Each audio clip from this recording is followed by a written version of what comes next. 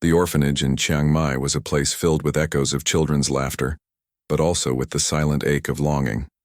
Among the many little ones who lived there, two girls stood out, not because they were the loudest or the most mischievous, but her name was Molly, a bright-eyed 6-year-old with a mischievous smile that could light up the darkest corners of the old building. She had a way of making the dullest days turn into adventures, inventing games out of nothing more than sticks, pebbles, and imagination. By her side was Dao, just a year younger, quieter, but fiercely loyal. While Molly's laughter filled the air, Dao's gentle hand was always there, steady and reassuring. The two had arrived at the orphanage under different circumstances.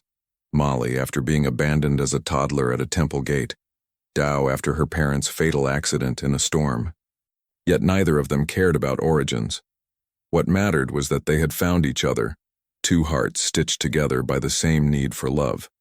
They spent their days whispering secrets under the mango tree in the courtyard, daring each other to sneak into the kitchen for extra sticky rice, and dreaming of a world beyond the high walls of the orphanage.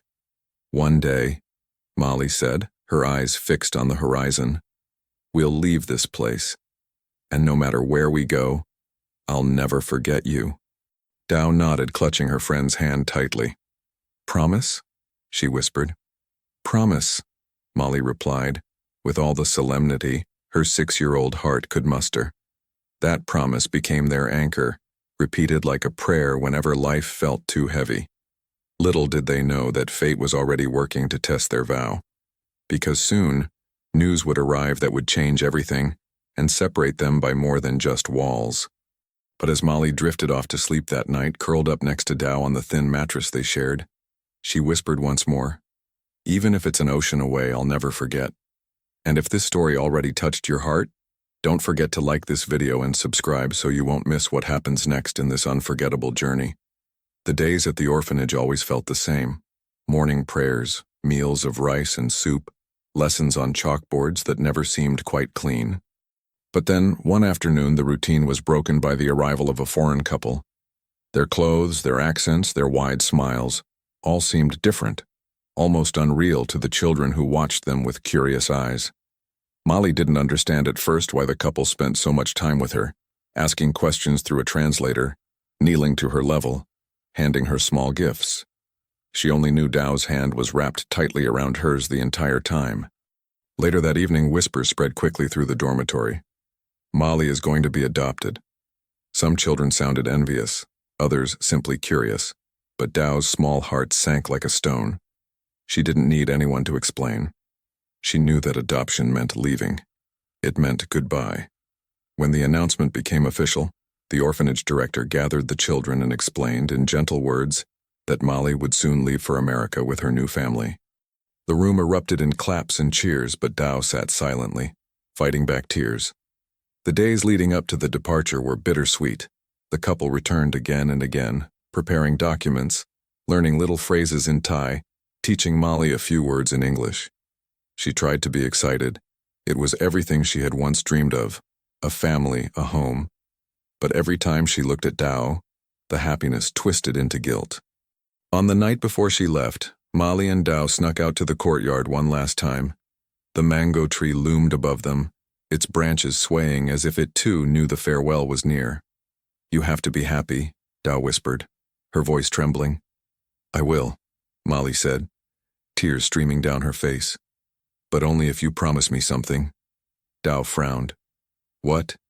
"Don't forget me. No matter how long it takes, I'll come back for you." Dao squeezed her hand so hard it almost hurt. "I'll wait. Even if it takes forever." The next morning, when the car arrived to take Molly away, Dao stood among the other children, trying to be strong. But as the vehicle rolled down the dusty road, she ran after it barefoot, shouting her friend's name until her voice broke. Molly pressed her face against the window, crying silently, her hand raised in a desperate wave. That was the moment when an ocean of distance began to stretch between them, an ocean filled with longing, silence, and an unbroken promise. Life in America was everything the orphanage children used to dream about. Warm meals, colorful clothes, soft beds, and parents who tucked you in at night. Molly's adoptive family, the Harrisons, lived in a quiet suburb outside of Seattle. They adored her, showering her with love and patience as she adjusted to a new language, new customs, and a life far away from the orphanage walls. At first, everything felt overwhelming. The food tasted strange, the words were impossible to pronounce, and the air was so cold it bit her skin. But little by little, Molly adapted. She learned English quickly, made friends at school, and became the bright, curious girl her new parents always believed she could be. Yet in the quiet moments when no one was watching, her thoughts always drifted back to Tao. She would lie awake at night, clutching a small cloth doll Tao had given her as a goodbye gift, and whisper the same words she had repeated on their last night together. "I'll come back for you." Years passed, and the doll became worn, its seams fraying, but Molly refused to let it go. Whenever her adoptive parents asked why it was so important, she would only smile softly and say, "It's my promise." By the time Molly turned 16, she had fully embraced her life in America. She excelled in school, loved playing the piano, and had a close circle of friends. But even as she celebrated birthdays, holidays, and milestones with her adoptive family, there was always a quiet emptiness, a missing piece shaped like a little girl waiting under a mango tree in Thailand. One day, while working on a school project about personal identity, Molly was asked to write about her roots. For the first time, she opened up about her life in the orphanage, her memories of Tao, and the promise they had made. Her classmates listened, some with tears in their eyes, and one of them asked, "Do you think you'll ever find her again?" The question pierced Molly's heart. She realized she couldn't just keep holding on to memories. She had to try. She had to find Tao. That night, she told her adoptive parents everything: the friendship, the promise, the longing. Mr. and Mrs. Harrison listened in silence, their eyes misty. When she finished, her mother reached across the table and took her hand. "Then we'll help you," she said softly. It was the first step in a journey that would test Molly's determination, her courage, and her faith in promises made long ago. The search began with nothing more than memories. Molly remembered the mango tree, the laughter in the courtyard, the sound of Tao's voice whispering promises in the dark. But she didn't know Tao's last name, and records from the orphanage were incomplete, handwritten in old ledgers that had been moved from place to place. Her adoptive parents reached out to the orphanage in Chiang Mai, only to find that it had closed years earlier. The children had been relocated to different institutions, foster homes, or placed with families within Thailand. The trail seemed to have gone cold. Still, Molly refused to give up. She wrote letters to local organizations, contacted NGOs, and posted online, sharing her story with anyone who might listen. Sometimes weeks passed without a single reply. Other times she received messages that led to dead ends. But every small piece of information, every detail that hinted at Tao's whereabouts, kept her hope alive. At 18, she finally convinced her parents to let her travel back to Thailand. Stepping off the plane in Bangkok after more than a decade away felt surreal. The smells, the language, the colors of the bustling streets, they all came rushing back, filling her with both nostalgia and nervousness.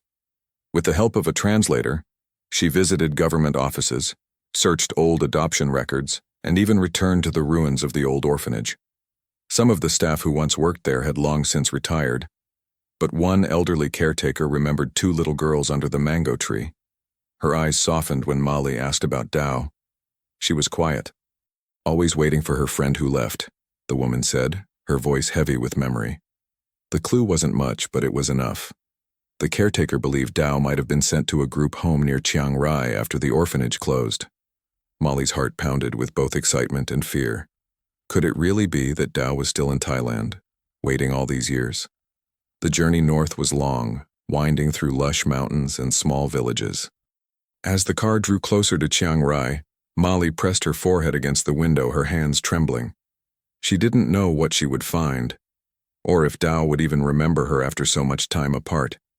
And yet, deep inside, she held on to the same words she had whispered as a child. "Even if it's an ocean away, I'll never forget." She was about to find out if promises made by little girls could truly survive the test of time. The group home in Chiang Rai was simple, tucked away behind a row of tall bamboo trees. Children's voices echoed from the courtyard, just like in the old days. But Molly's eyes were searching for only one face. The director welcomed her warmly, curious about the young woman who had traveled so far. With the help of the translator, Molly explained everything. Her adoption, the promise, the friend she had never forgotten. The director nodded slowly, then disappeared into an office. Minutes felt like hours. Finally, a door opened and a young woman stepped hesitantly into the room. She was slender, with long black hair, and her eyes carried a quiet strength. For a moment, Molly's breath caught in her throat. Could this really be her? Dao? Molly whispered, her voice breaking. The young woman froze, her eyes widening. Slowly, as if afraid it was all a dream, she walked closer. Molly. That single word shattered the years of silence. In an instant, they were in each other's arms, clinging tightly as tears streamed down their faces. The children in the courtyard watched in wonder, while the staff quietly wiped their own eyes. For hours, they sat together under a tree, this time not a mango tree, but one that shaded their reunion. Dao listened as Molly shared everything about her life in America, about her adoptive family, her school, her music. And Dao told her own story, of years spent waiting, of nights staring at the stars and wondering if her friend had forgotten. I thought maybe you wouldn't remember me, Dao admitted softly. Molly shook her head fiercely. I never stopped remembering, I never stopped looking. They laughed, they cried, they shared memories that had never faded. And as the sun set over the mountains, painting the sky in shades of gold and pink, they renewed their promise. Not as little girls this time, but as young women who had survived an ocean of distance and a lifetime of longing. You were my family before I ever had one, Molly whispered, and nothing will ever change that. Dao smiled, her eyes glistening. Some promises are forever. The reunion was not just the fulfillment of a childhood vow. It was proof that love, loyalty, and friendship could endure even the greatest separations. Their story became a living reminder that family is not always about blood, but about the bonds that time and distance cannot break. So, dear viewer, if this story touched your heart, don't forget to like this video, subscribe for more emotional adoption journeys, and share your thoughts in the comments. Have you ever kept a promise across years, or even oceans?